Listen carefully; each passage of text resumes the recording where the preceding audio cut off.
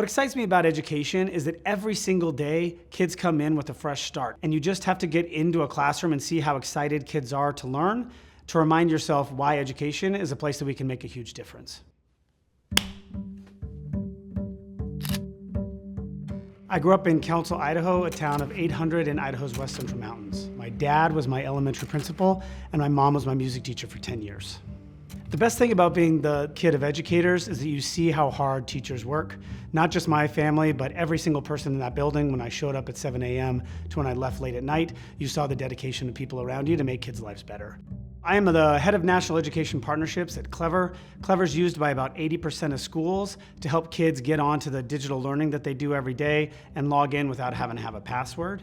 When you go into a classroom today, you still may see a chalkboard or a whiteboard, but the interaction that students are having with their devices, with their teachers, and with their classmates is vastly different than it was when I was in school and even 5 or 6 years ago before the COVID pandemic. So one of the things that I think that's best about the technology we see in schools right now is its ability to deliver a wide range of opportunities to students. They can see far greater things than the single textbook I may have had for my social studies class. But there's also a proliferation of those tools that makes it super hard for teachers, administrators, or kids to be able to know what's best for them.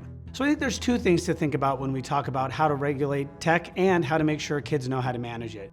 Outside of the classroom, policymakers need to figure out what the best use of responsible technology for students is, and then we can apply that inside schools.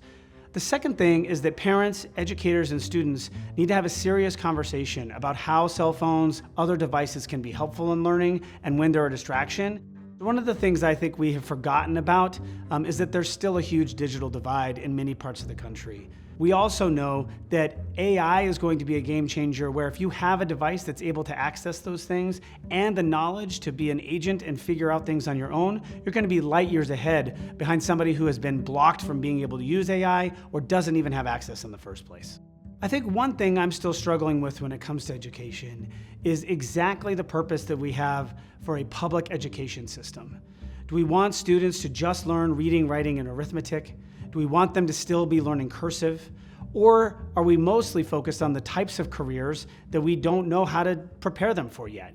If it's the latter, we have to discover lots of new ways to reach those kids, to bring in folks who are in careers right now to make it more real for students, and stop having some silos between folks who work in education and folks who work outside the classroom. One way to think about how to solve some of the problems we see in education right now is to go in and talk to a teacher in their classroom. Show up for a school board meeting, not to assert your own opinion, but to listen to the types of decisions the people on those school boards have to think about each day. We ask teachers to take care of everything from the clothes on a kid's back, to the food they put in their mouth, to the things that go into their brain. And we need to start thinking about the range of actions we're asking educators to take on and how we can help instead of how we always question what they're doing.